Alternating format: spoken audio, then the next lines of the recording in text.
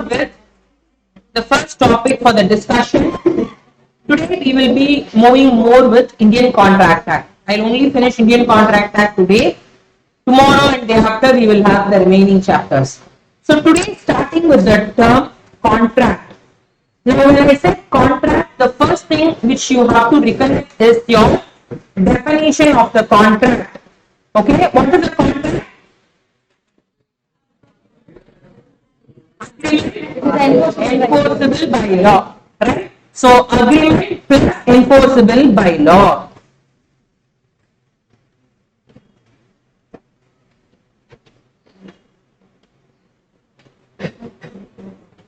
Now, when I take agreement enforceable by law, what is an agreement?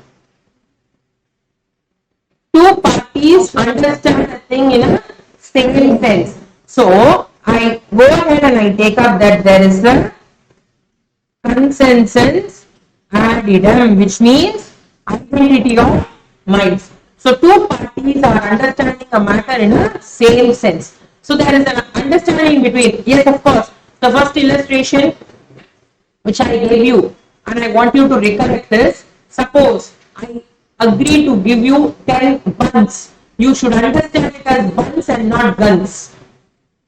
Correct? So this is an instance where I need to have an agreement.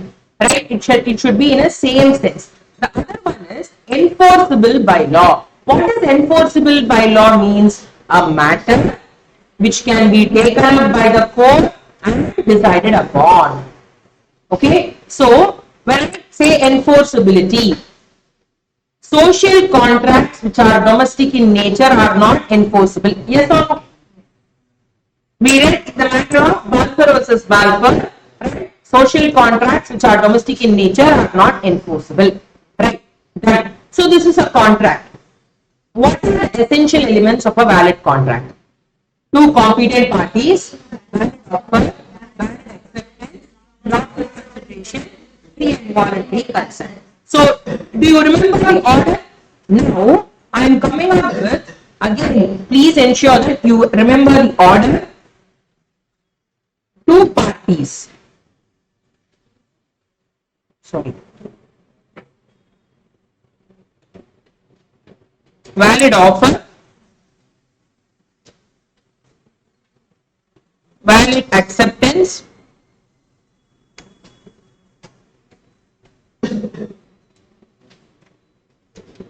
lawful consideration,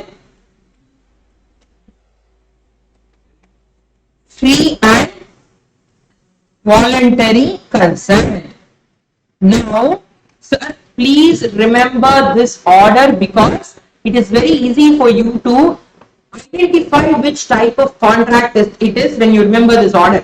Because if any of the first four elements is missing, any of the first four elements is missing, the position of the contract is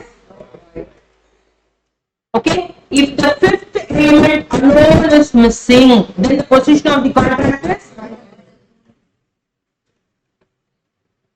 right. So if the fifth element alone is missing, then the position of the contract is voidable. What does the term voidable means? Voidable, which means the contract may be made void at the option of the aggrieved party. Aggrieved, affected party.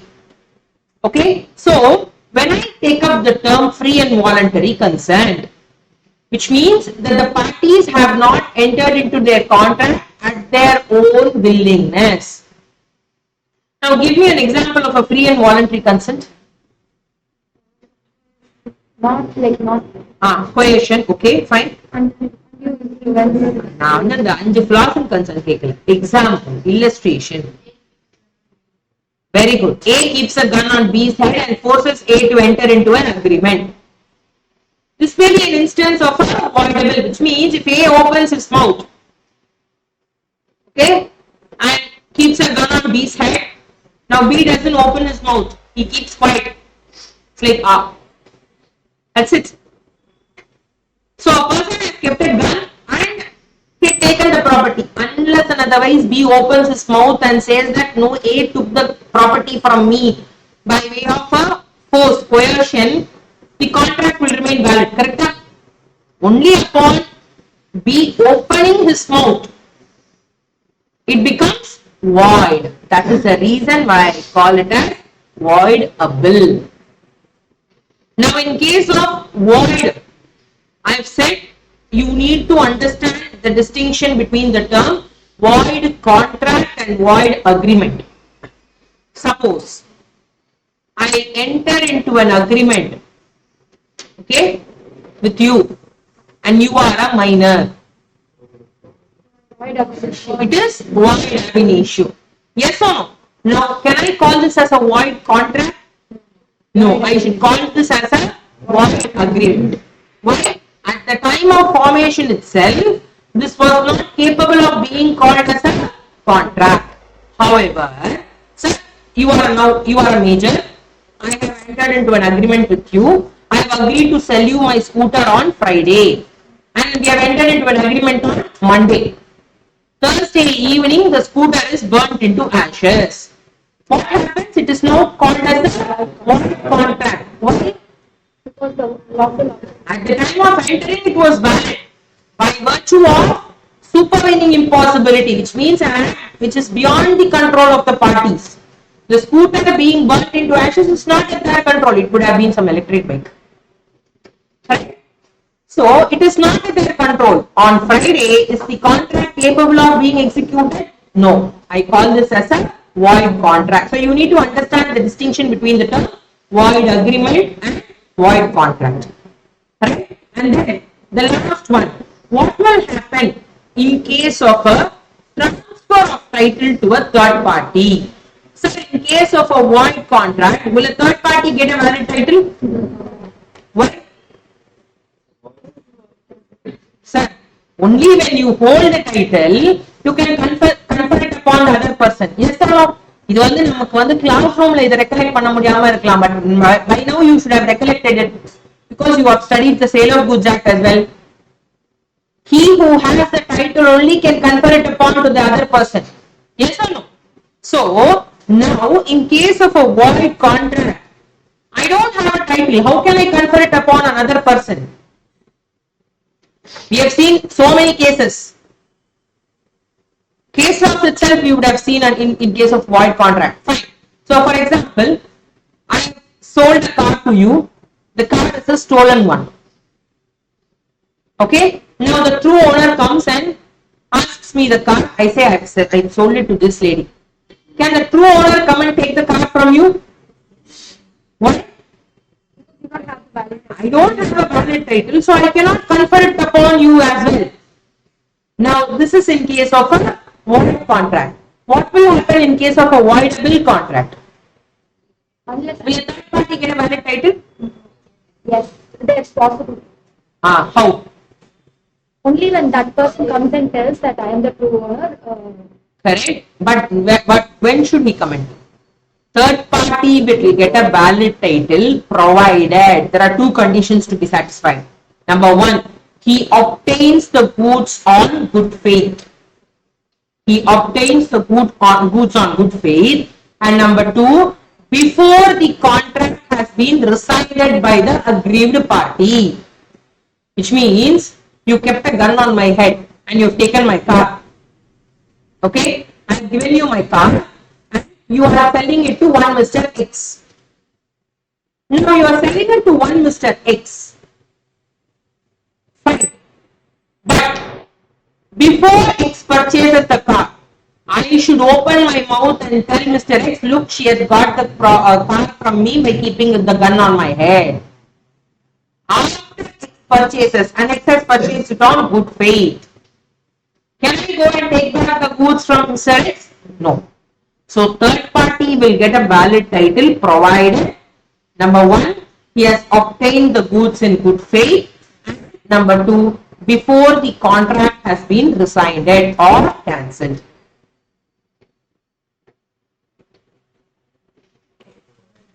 Let us come up with the next one, which is on the term offer, valid offer. So, we are going to see the 5 essential elements. So, I start with valid offer. What is a valid offer? What is an offer first? An offer is a proposal. The proposal may or may not be accepted.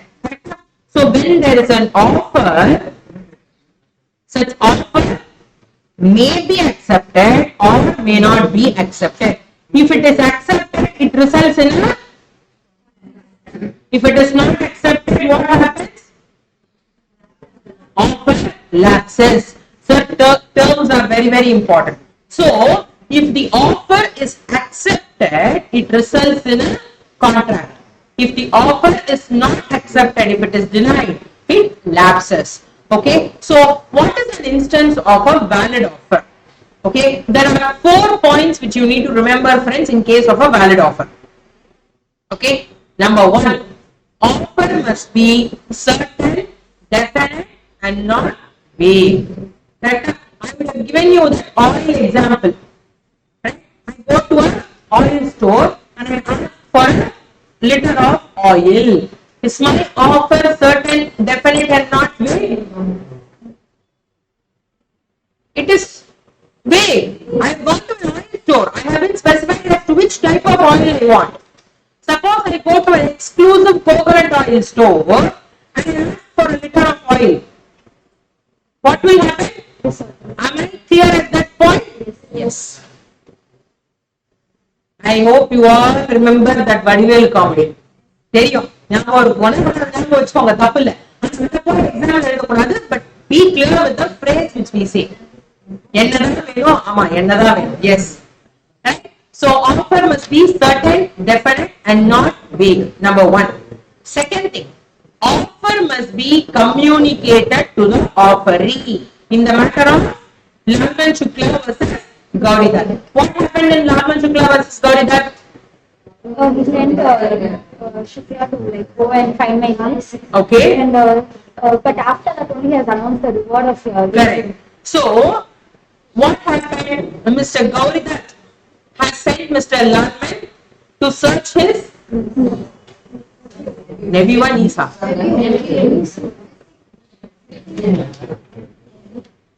Consideration வரைக்கும் போயிட்டார் nephew தான் niece இல்ல boy.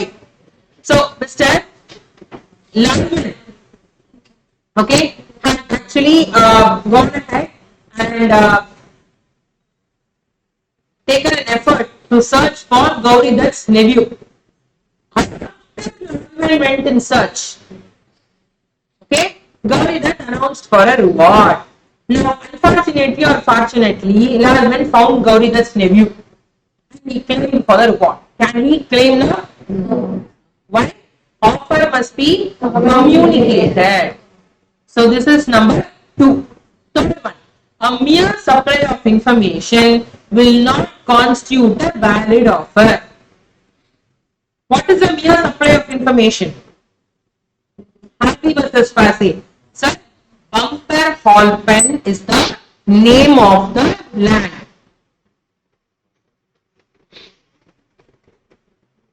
Bumper Halpen is the name of the land. Happy telegraphed to Fasi, will you sell the Bumper Halpen land for the lowest price? Fasi in turn replied, lowest price for Bumper Halpen land is 900 pounds. Happy in turn stated, we agreed to purchase the Bumper Halpen land for 900 pounds as stated by you, but Fasi refused to sell the land. Why? Sir, there are 2 questions which is asked. Will you sell the Bumper Halpen land? Quote the lowest price. But Fasi has only replied for the second question. For the first question, he has not communicated his acceptance. He has just supplied the information. Mere supply of information will not constitute a valid offer. Okay, so this is number 3. Number 4. What is the 4th one?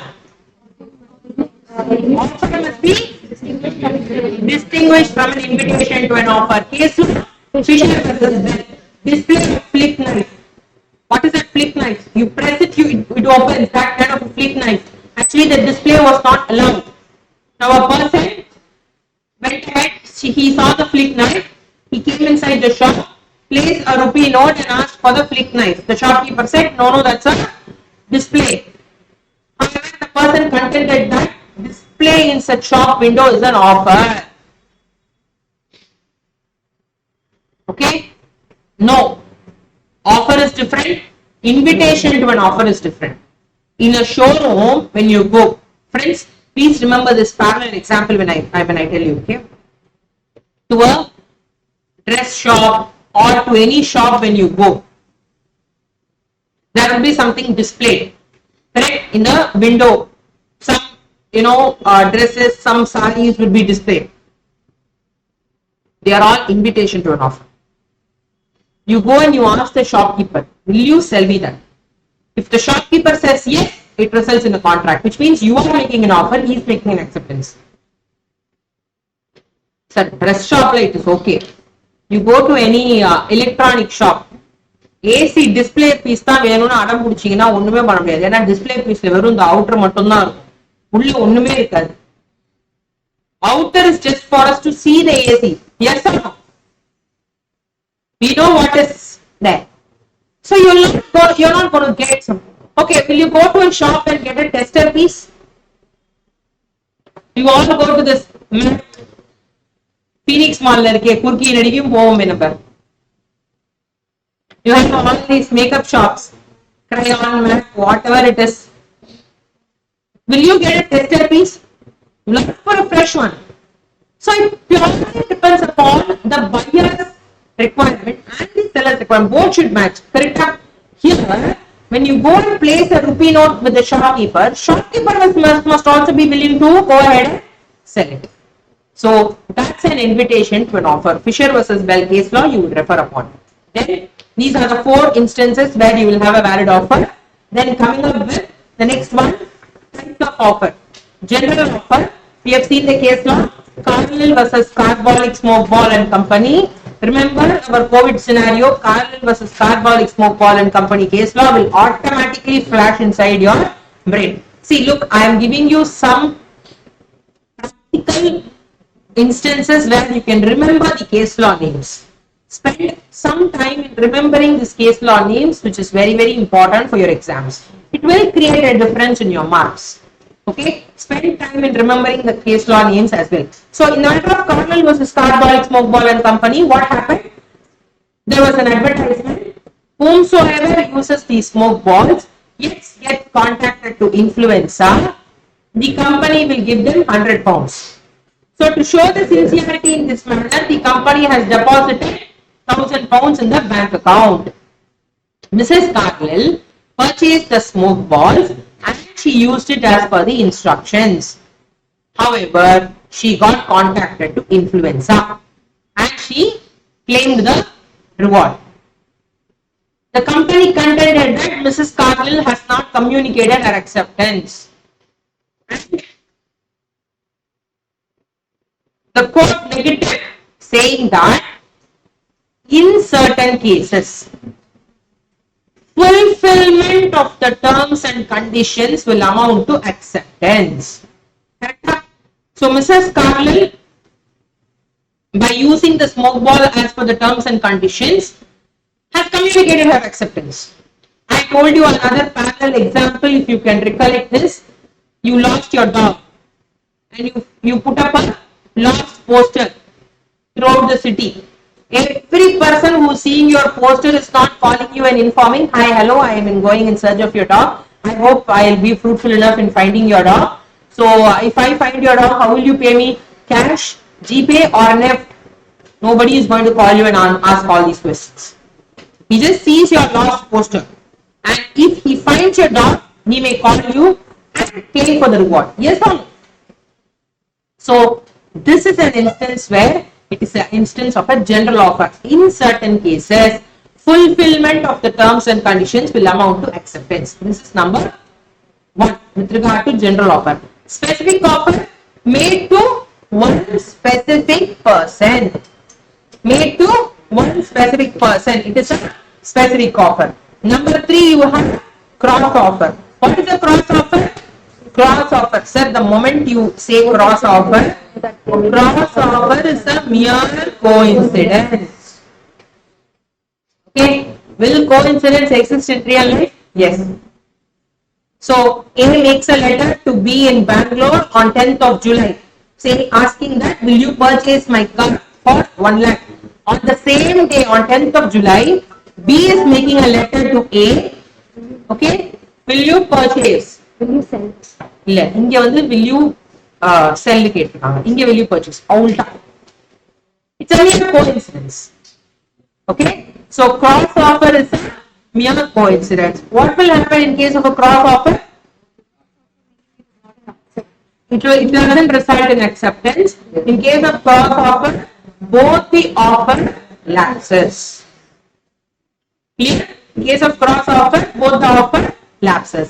The next one, what we learned was counter offer. What is the counter offer? Negotiation made with the same offer.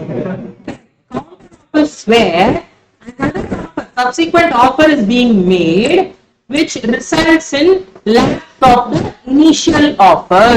Correct? So you ask an auto driver, will you take me to Nugambakam for 100 rupees? The auto driver says, I will take you to Nugambakam for 150 rupees. Now you gave an offer which has not resulted in acceptance. The auto driver has further given an offer to you which may or may not result in acceptance. Correct? So that's an instance where we call it to be a counter offer. Counter offer further creates. So if you are now willing to go for 150 rupees, when you communicate the acceptance, it becomes a contract. But if you are not ready to offer 150 rupees, you are like, okay, fine, let me take a cab or I'll go by walk itself. Right? So that is an instance where we call it upon to be a counter offer. Lapse. Initial offer has lapsed. Subsequent offer has also lapsed. It has not resulted in a contract. Right? The last one is a standing offer. Standing offer or something which is I call it as also continuing offer. Delivering of a milk, delivering of a newspaper, every day, something which is of a continuing nature. Standing offer, we also call it as an open offer. Okay, so these are the instances where I would say that they are the types of offer. Then coming up with acceptance. Sir, acceptance must be absolute and unconditional. Okay. Communication of acceptance is essential. Will silence amount to acceptance? Acceptance should be made in the manner in which it is prescribed. Clear? Right? So, what are the instances where acceptance may not be valid? It's not done in the same mode which is prescribed by the offer. Okay, if it is not made in the mode which is prescribed, okay. Any other instance? Like reasonable. The acceptance should be made within. Acceptance should be made within reasonable time, but the acceptance has not been made within reasonable time. After reasonable time period, if acceptance is made, fine. Then, but okay.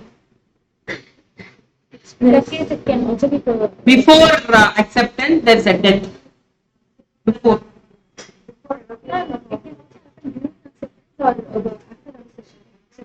If he does not know that the அது instance அது வந்து exception நீ நேரா எக்ஸெப்ஷனுக்கே போகாதுங்கண்ணா during இந்த டியூரிங்கிற concept பேர் எப்படி explain பண்ணுவா சொல்லு அக்செப்ட் பண்றேன் எனக்கு தெரியாது ஆஃபர் அப்ப என்ன ஆகும் will your acceptance be valid it can be valid the legal representative okay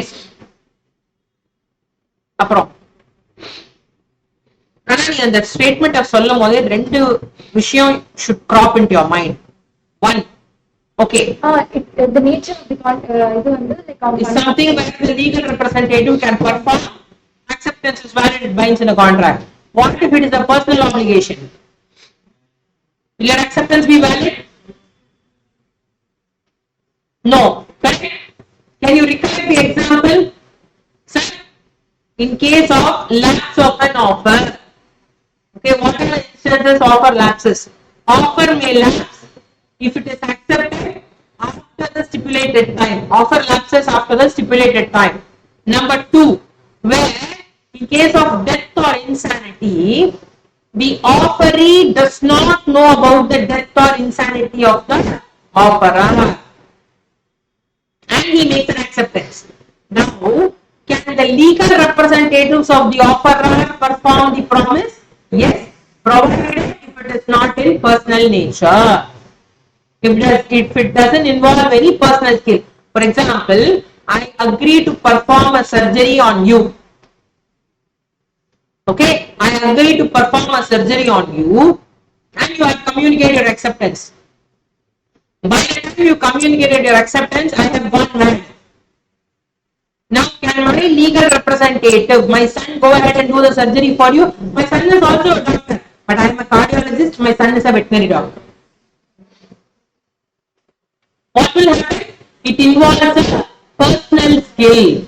So, where there is a personal skill involved, it often it doesn't result in a contract, offer lapses. Okay, but if there is no personal skill involved, agree. Offeree does not have the knowledge about offeror's debt. Offeree accepts it. Legal representative of the offeror will be bound to perform the contract. Personal skill involved ஆகலைனா அதுல ரொம்ப தெளிவா இருக்கும். Okay, clear? So, what are the other instances of offer lapses? Cross offer, counter offer, acceptance not made within prescribed mode. All these are instances where offer may lapse. Clear, friends? Yes. Please go through your offer and acceptance. I wanted to go. I want you to go through offer and acceptance. Of course, contract through post is also there. One particular example where I would have given you. Yeah. When contract is made, when offer is complete, when acceptance is complete, when contract is complete. Revocation of offer can be made before acceptance of an offer. Revocation of acceptance, can it be made?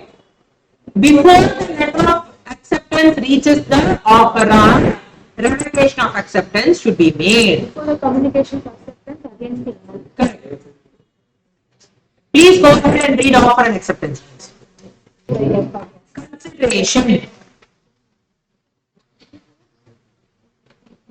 Sir, what does the term consideration mean? Something in return, which means it can even be a rupee.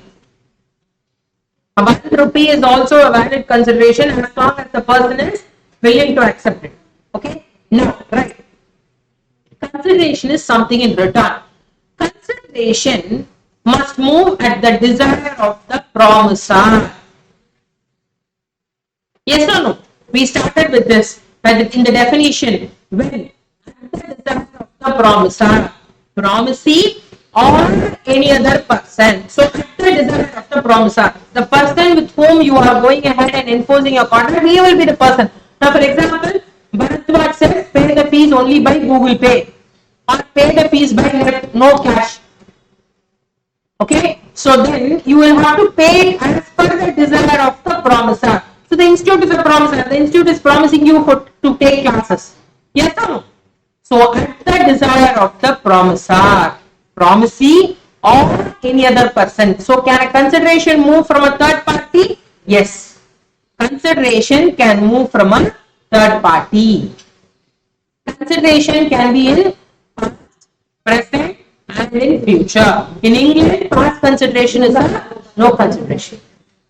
Okay, right. So these are the instances where I can go upon and I say that consideration is valid. Right. What will happen in case of a consideration? Can a stranger to a contract sue? No. Stranger to a contract cannot sue, but a stranger to a consideration can sue. The example, suppose Mr. is entering into a contract with Mr. Y to sell his car. So instead of Mr. Y's son, Mr. Y1 is paying the money. Now, can Y1 sue X if he is not giving the car within the stipulated time? No. Can Y sue? Yes. Why? Sir, please understand, Mr. Y is the Stranger to consideration. Stranger to consideration. When Mr. Y1 is a stranger to a contract. So, stranger to a contract cannot sue, while a stranger to a consideration can sue. Okay, we also learned in the matter of Chinnaya versus Ramaya about stranger to a contract and stranger to a consideration. Then, going ahead, what are the exceptions? What are the exceptions where stranger to a contract can sue? Trust. Trust. In case of a trust, who can sue? Beneficiary. HUF, unmarried daughter. Khwaja Muhammad versus Hussaini Begum case. That is trust. Yes, that was based on trust. Yes or no? What was Khwaja Muhammad versus Hussaini Begum case? A father and father-in-law entered into an agreement whereby the father transferred certain properties in favor. A was a minor. Father-in-law agreed to pay a sum of money as annuity. Subsequently, A's father dies. After A's father has died, now A's father-in-law refused to pay the annuity money. Even though the contract was between A's father and A's father-in-law, right? A was a beneficiary. In case of a HUF, unmarried daughter, the marriage expenses, partition deed kept in the partition deed, the portion kept for the unmarried daughter will be valid. தயவு செஞ்சு example female unmarried டாட்டர்னு எழுதி வைக்காதீங்க. Okay, unmarried டாட்டர்னாலே female தான். Okay, so that is one. Then what else? என்னமா? Assignee. Any other instance? So, to sum up, in case of a beneficiary, stranger to a contract, they can sue. Right. Next, what we had was no consideration, no contracts. Section 25. Contract without consideration is void. Contract without consideration is void. What does that mean? Even a rupee shall be a consideration. But if there is no consideration, there is no contract. Okay. Now coming up with the instances, exceptions to no consideration, no contract. Where in case if a deed is in writing and registered for a near and dear relationship out of natural love and affection, all these 3 points should be satisfied. If all these 3 points are satisfied, even though there is no consideration, contract will be valid. So we also learned in the matter of Rajruki versus Bhutnath, wherein husband transferred certain properties in favor of his wife. Okay, it was in writing and registered, but in the agreement he mentioned about the quarrels which they had. By mentioning about the quarrels which they had, is it between a near and dear relationship? Yes. But is it about natural love and affection? No. Hence it was held that it is a contract without consideration. All the 3 conditions should satisfy this. Okay. Next, voluntary action. For a past voluntary service or for a past voluntary thing which a person is legally compelled to do. Suppose I leave my watch in the class and I go. You take the watch and you keep it back safely. The next day morning, you come and you give the watch to me back. I say, thank you so much. This watch means to me a lot. It was a great gift from my grandfather. And I promise to pay you a sum of ₹100 as a token. Now, if I don't give you that 100, can you sue me? Yes. The reason is, it is a contract without consideration. Why? You have done a voluntary act. You don't have any force to take my watch and keep it safely. It is a voluntary action. Is it a reciprocal promise? No. What I have made is a promise, but there is a promise without a reciprocal promise. Is it still valid? Yes, because there is a past voluntary action. Same thing, past voluntary instance where a person is legally compelled to do. Father takes his son to a trade fair, and father loses his son in the trade fair. Now Mr. A takes the son, takes care of the kid for 2 days. After 2 days, father somehow finds the son and he comes back and takes it from Mr. A. takes his son from Mr. A. At the time, father promises, "Thank you so much, sir, for taking care of my son. I will pay you some money."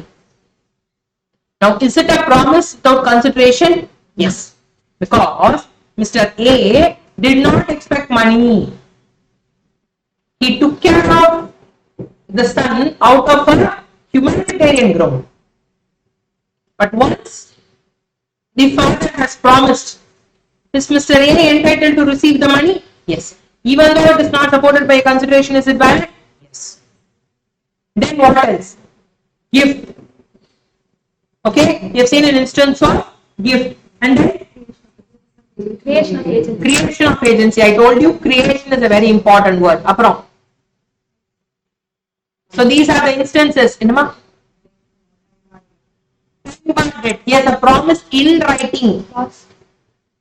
இருக்குடா ராஜா அது okay இதுக்கு வந்து time பார் டெட்டுக்கு should be in writing.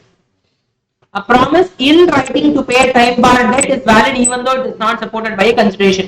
Friends, very very important, it should be in writing. Please underline the word in writing. Check if you have underlined. If it is an oral promise, it is not valid.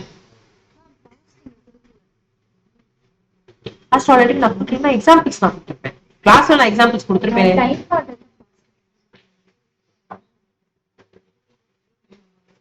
Go ahead and write it down. In case of consideration, we are done. Okay, one more thing I wanted to ask. Suppose, okay, I keep a gun on a person's head and I ask the person to sell his car, which is worth of rupees 40 lakhs for 4,000 rupees. Will the inadequacy of consideration taken into concern? No. Yes. It is just enough, it is sufficient. Will not be. No, Even 1 rupee is sufficient. So you can keep a gun on any person's head and get any car for even 2 rupees or one. Consideration is valid. It is but coercion. See, I tell you, there are two things here. One, I have kept a gun on a person's head and I have asked the person to sell the car. It is a coercion. It is an instance of voidable. But to prove the voidability in this matter, the inadequacy of consideration also will be taken into concern. Consideration is valid other than the consent of the party is missing. It is not valid now. So, for example, if not, I am keeping a gun on your head, you would have not sold your car for 4,000 rupees, correct? You would have sold your car at least for 35 lakhs or 36 lakhs. Because out of the force which I made, it had given you an instance where an inadequacy of consideration was taken into concern here. So, when deciding whether a matter is valid or it has been voidable, where there is a coercion or so, the court will take the inadequacy of consideration also into concern. Clear? Please write it down.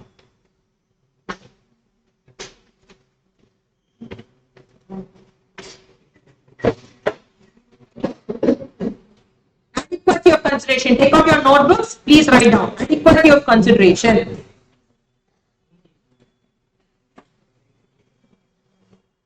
Consideration need not be adequate. Consideration need not be adequate.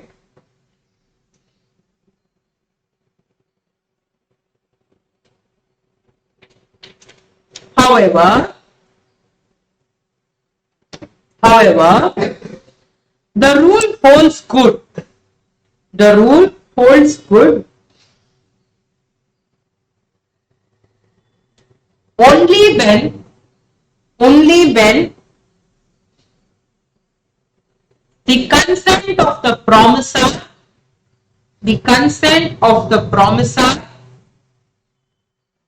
is freely given.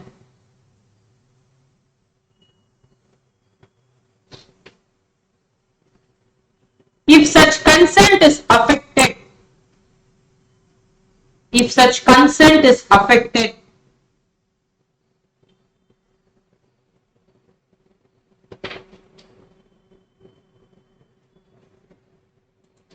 inadequacy of the consideration inadequacy of the consideration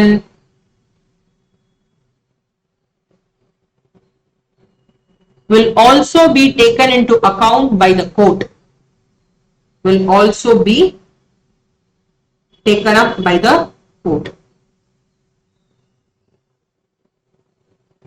as a matter of concern. Last line, buddy. Last line, last sentence, buddy. Taken up by court. First line. Sentence ஆரம்பிச்சு. If such consent is affected, inadequacy of the consideration will also be taken into consideration or taken up into. இல்ல அவ்வளவுதான். Taken up into consideration. அதோட நிறுத்திக்கிறோம். இல்ல taken up எது போட வேணாம். Consideration அதோட நிறுத்திக்கிறோம். இல்ல ஏன்னா நான் கன்ஸ்ட்ரக்ட் பண்ணதுனால எனக்கு டக்குனு அந்த சென்டென்ஸ் எதுக்கு எங்க முன்னாடி போட்டேன்றதுனால டக்குனு அட்ஜஸ்ட் பண்ணுங்க. ஒரே நிமிஷம் கொடு. Just check if it is correct. If such consent is affected, inadequacy of the consideration will also be taken into consideration by the court and mena போட்டு முடிச்சுக்கோ. By the court.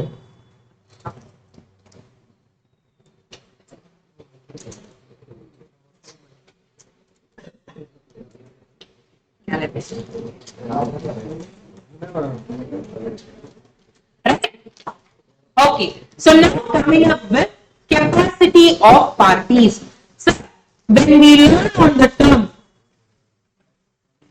capacity of parties, there are two primary sections which you should remember.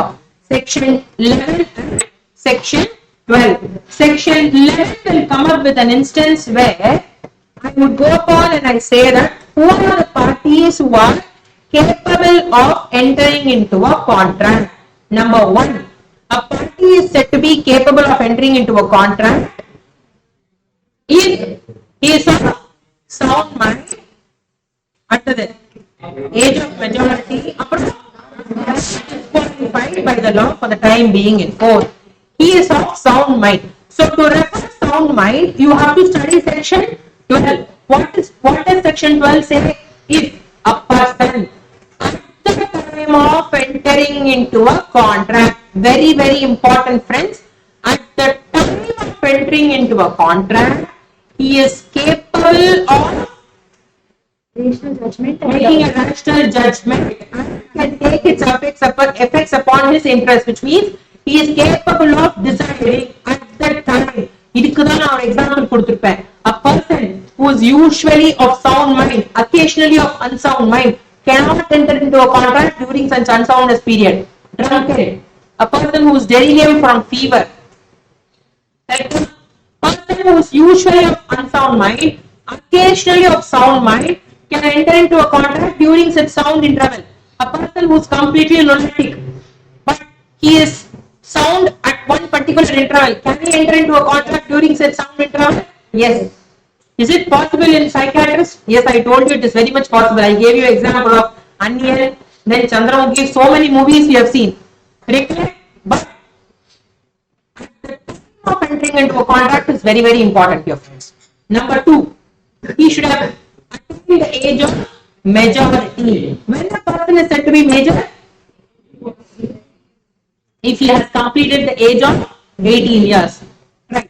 Number two, if he has not completed the age of 18 years, what is he called as? Fine. Can you enter into a contract with the minor?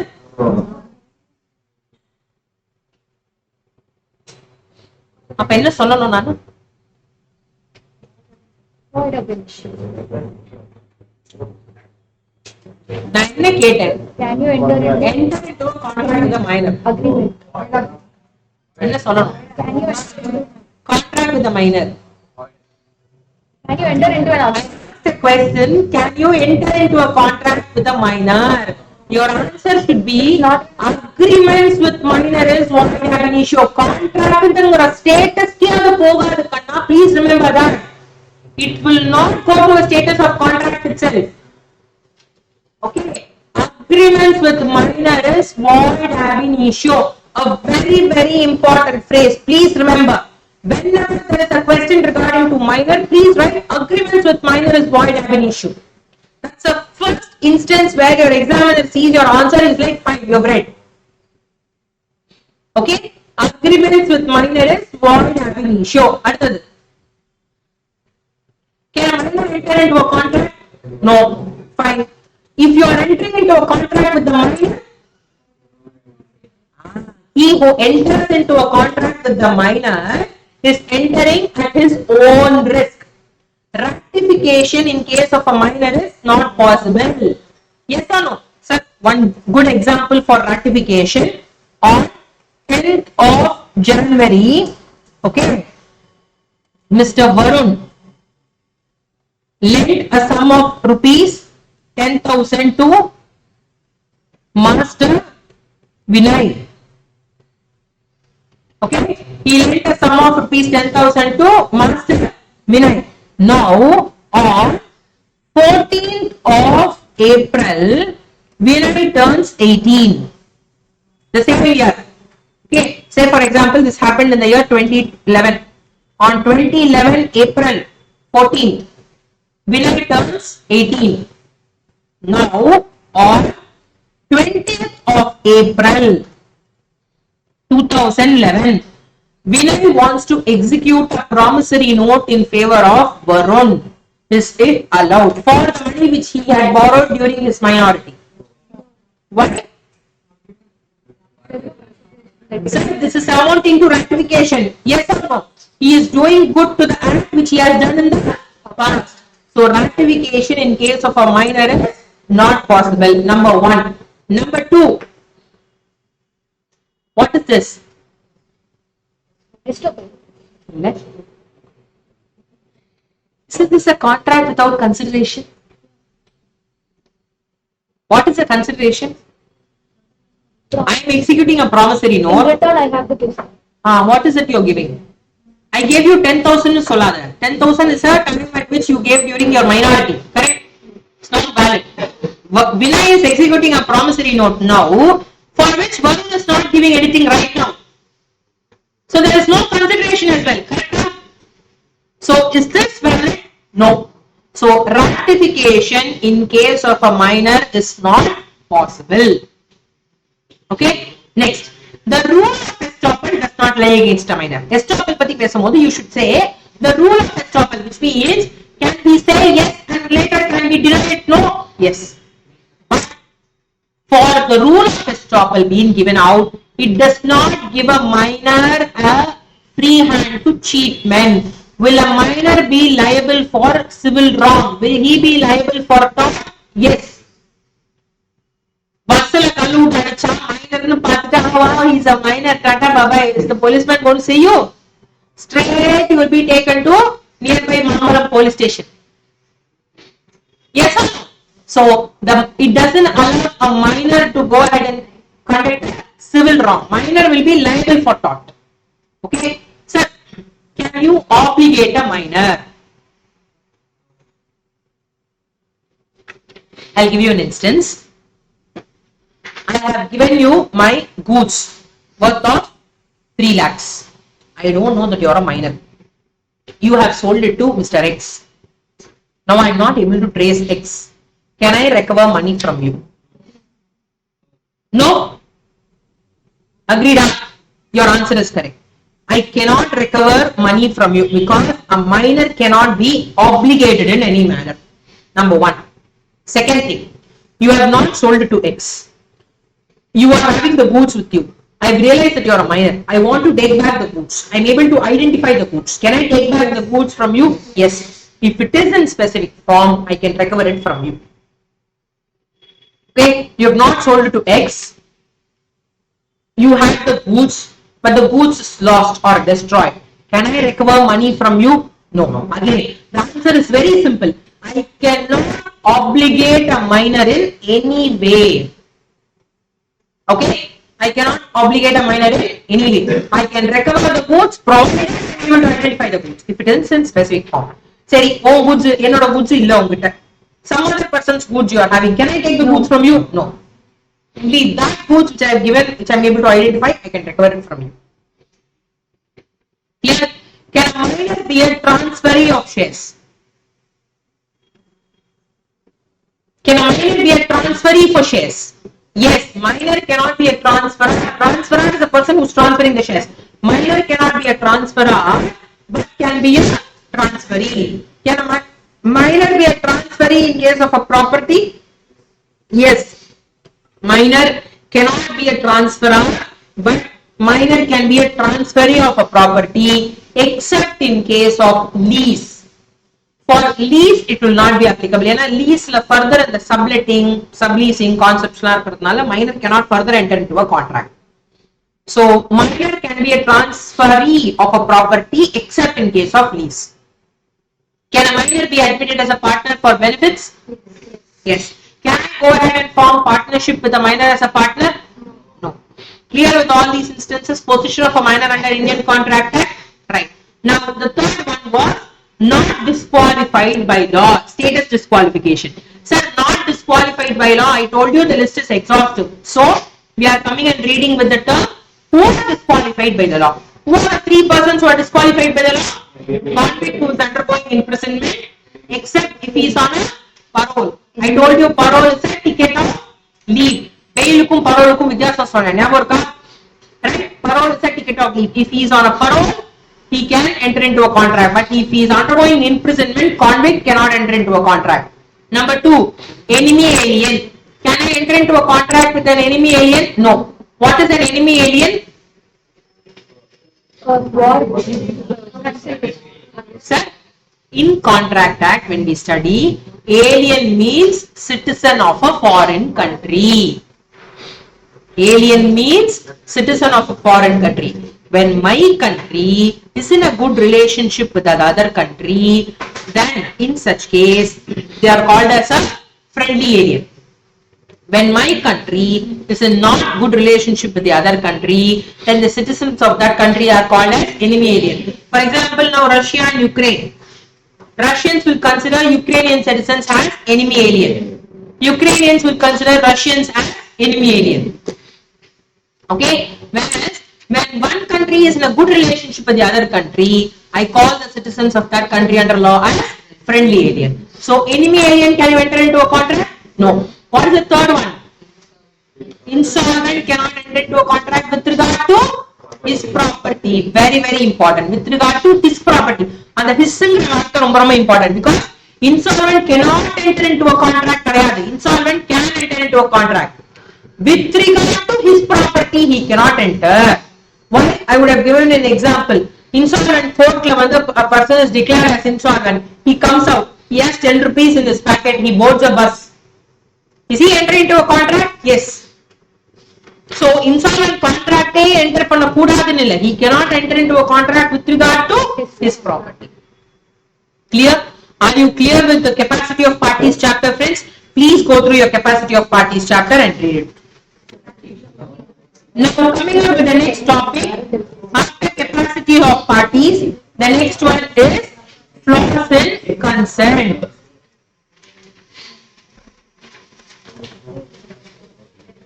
The fifth essential elements of a valid contract. What are instances where the consent of the party is said to be not free? Coercion,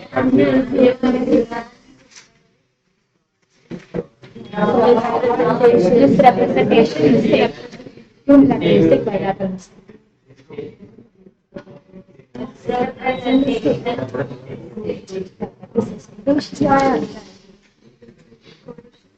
misrepresentation, mistake.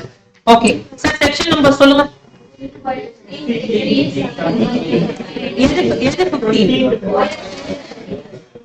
Okay.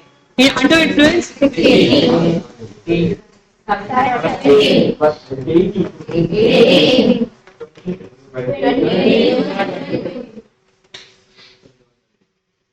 Very good. So, yes, clear with the section numbers? Right. So, what is the coercion?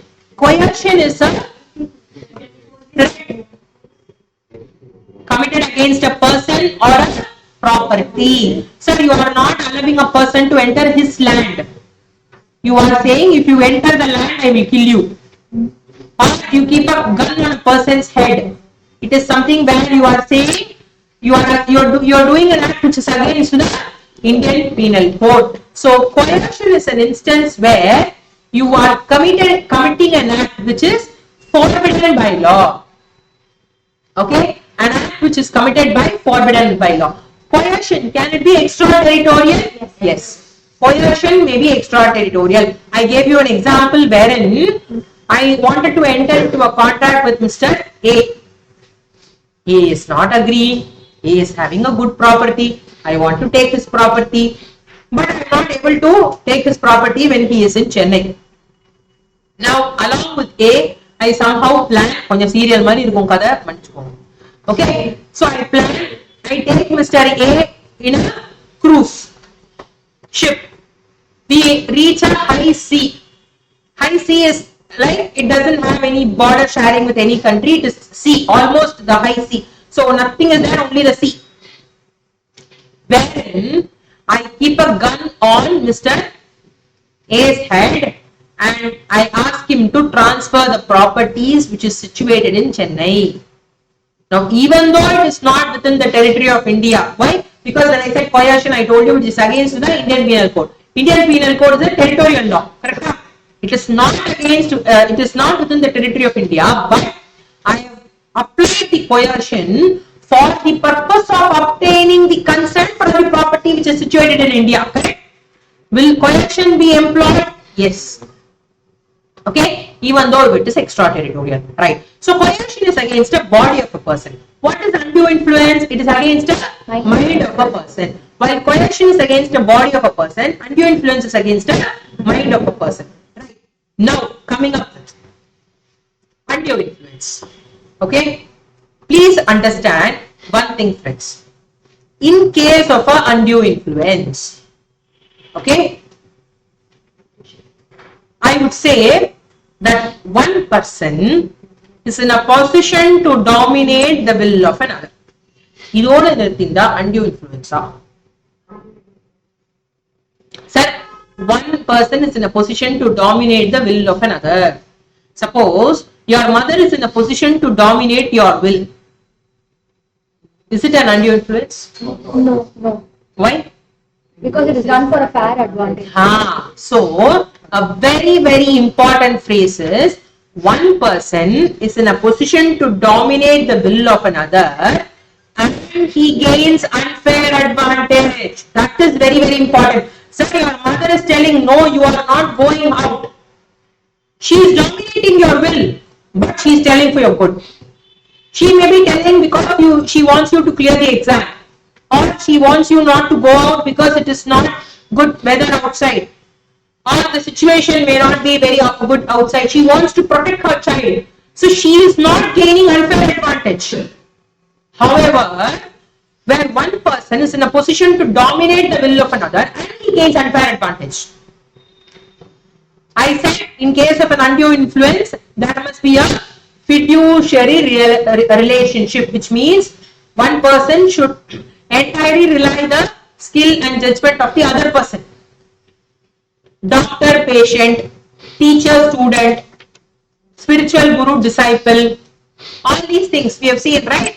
Fiduciary relationship, parent and a child. You see an instance of a fiduciary relationship. Now suppose I tell you, you better go ahead, clean my car, do all the house chorus works for me, then only I'll give you internals. Sir, I'm gaining unfair advantage. Okay, I'm gaining an unfair advantage. Suppose if I say, write this particular essay 3 times as imposition, then only I'll give you internals. That may be for your benefit. I may think that particular context is important, you need to know for your examination. Only if you study that you will clear. Upon forcing you to learn that essay, write it 3 times and I am giving you punishment, imposition, that is not fine, that's for your good. Now I am saying, 10 தடவை தோப்புக்காரணம் போட்டு அந்த definition சொல்லுங்க. Sir, it's for your good. But whereas some unrelated work which I'm saying do that, only then I will go ahead and give you the internal marks. It's gaining an unfair advantage. There is a surgery which is to be performed for a patient. Doctor is about to perform the surgery. Before giving the anesthesia, doctor says, please sign all these documents and papers so that I transfer the property in my field. Sir, this is an unfair advantage.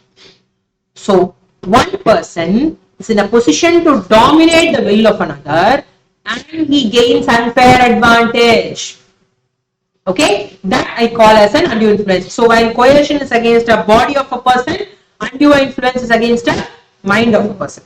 The next is fraud. What is a fraud? Where there is an intention to deceive. Okay, there is a conceal of fact and there is an intention to deceive. Now, of all these things, fraud has something special. What? The remedy to claim for damages. Only in case of fraud you can claim for damages. Okay, clear friends? Yes, fraud is an intention to deceive. Mere silence does not amount to fraud, except where it is a duty of a person to speak and if he is discreetly silent, and where silence in itself is equivalent to speech, which means he is supposed to tell something but he is keeping quiet. That will amount to a fraud. Otherwise, mere silence does not amount to fraud. Then you have misrepresentation. What is misrepresentation? Not intentionally done. Not intentionally done. So, in the intention to deceive is fraud. Knowingly, sir, question you will be able to understand. Knowingly, wantedly, purposefully, all these words will be used. Okay, with an intention to deceive. All these words, if they are being used, it is fraud. Unaware of the fact, believing it to be true, all these things are misrepresentation. Sir, fraud, I will call it as willful misrepresentation. Whereas the misrepresentation which I refer under section 18 is an innocent misrepresentation. Okay, the misrepresentation which I call under section 18 is an innocent misrepresentation, while under section 17 it is termed as a willful misrepresentation. Now, section 18 misrepresentation is a person believes something to be true which later turns out to be false. Suppose I sell a horse to you. You ask me whether the horse is of sound mind. Sir, actually you are purchasing the horse for a race purpose. Of course, you are also asking me whether the horse is of sound mind. I am unaware of the fact that the horse has turned insane and I am selling it to you. Later, it turns out to be false. Now, this is an intention of a misrepresentation.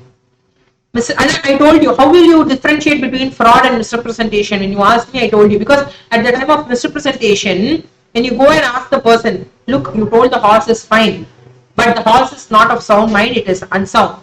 Immediately the person will acknowledge the mistake and he will try to rectify it, or at least take some steps to rectify it. Whereas in case of a fraud, the person itself will not be there, he would have absconded by then.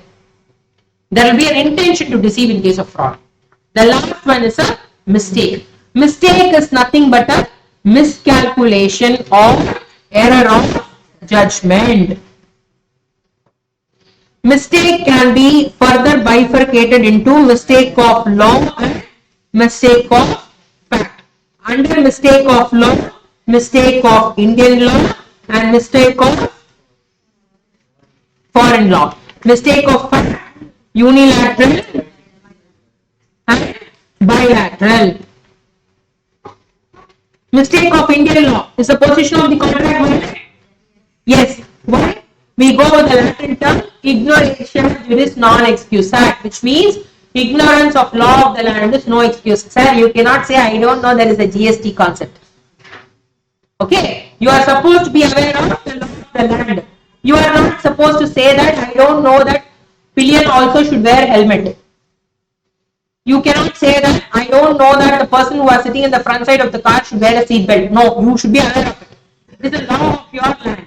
Okay. However, you don't know the foreign country law. Is it an excuse for you to set aside the contract? Yes. Why? Ignorance of a foreign law is treated as mistake of fact. I cannot expect a person to know all the foreign country law. Ignorance of law of the land is no excuse, but if you don't know foreign law, it is treated as mistake of fact. Okay. Then under mistake of fact, we have two things: unilateral, bilateral. What is unilateral? As the name suggests, one person is making a mistake. For example, I book a ticket in IRCTC. I should have booked a ticket for 10th of May. Instead, I have booked a ticket for 10th of June. Okay, on 10th of May, I go to the railway station and I say to the TT that, look, I have booked a ticket. TT finds out that the ticket is booked on 10th of June. Can I force the TT to allow me to travel on that train that day? No, I will be traveled as a ticketless traveler because it is one person's mistake. I should have been proper while putting up the date of journey, correct?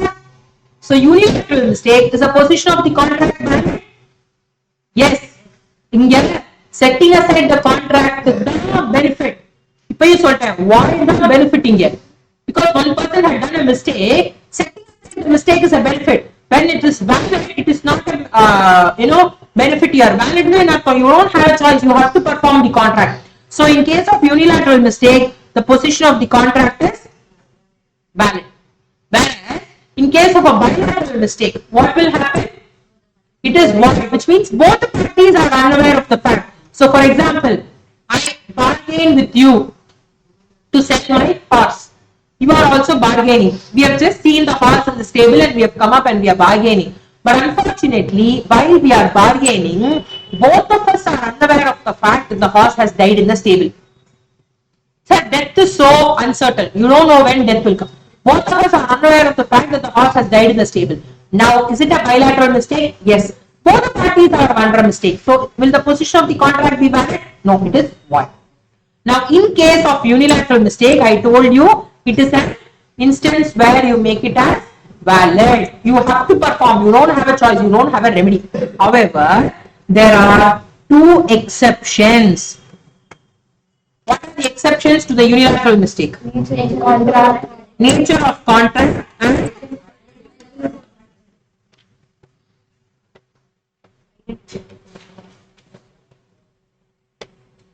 so quickly I'm going through both the case laws because they are very important and I've always seen students tend to confuse with that particular case law, so I'm just quickly going through this.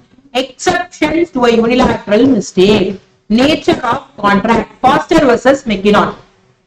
Blind man was made to sign a bill of exchange. It was told to him that it is just a guarantee. Later, when the bill of exchange was claimed, the blind man pleaded of non-est factum, which means this is not my deal. Correct? Okay, the blind man pleaded of non-est factum, which means this is not what I signed. The blind man was given a remedy. The reason is his mind did not accompany his signature. It was told to him that it is a guarantee, but his signature has gone on a bill of exchange. Will the blind man be given a remedy to set aside the contract? Yes. So the blind man was given a remedy to set aside the contract. Foster versus McKinnon. The next one, Gailey versus Lee. Gailey versus Lee is an instance where I told you is a unilateral mistake. So what happened? Mrs. G wanted to transfer her properties in favor of her nephew. She appointed Mr. Lee to prepare the documents. Lee prepared the documents, but to transfer it in his own name. Now what happened? Before signing the documents, Mrs. G's spectacles were broken. She has signed it. Lee had transferred the property in his name. He had mortgaged the property with a housing society and he has absconded. Now, Mrs. G wants to claim back the property from the housing society. Is it valid? No. Why? Because, look, what happened in the case of Foster versus McKinnon is he's a blind man. He's not capable of seeing itself. Whatever was told to him, he has made a sign. But in case of Gailey versus Lee, it was a negligence. At the time of signing, her spectacles were broken. What could she have done? What could have she done? After some other day, she could have postponed it. She could correct her spectacles and then signed it on another date. Yes. So this was a case of a negligence. While in case of Foster versus McKinnon, the blind man was given the remedy, but in case of Gailey versus Lee, Mrs. G was not given the remedy sought for. Here, friends, yes. The next is, so we have seen exceptions to unilateral mistake. The next one is identity of parties. Cuddy versus Lindsay. Okay, in the case of Kandi versus Lindsay. அது இந்த Blenkiron versus Blenkiron வந்து Kandi versus Lindsayங்கிறது கரெக்டா ஞாபகம் வச்சுக்கோங்க. Okay, what happened? Blenkiron, Blenkiron were two persons. What happened? Kandi versus Lindsay case ஞாபகம் வச்சுக்கோங்க, சொல்லி பாருங்க. Like Blenkiron went and told that he is only Blenkiron to the company. And they misunderstood that they are giving it.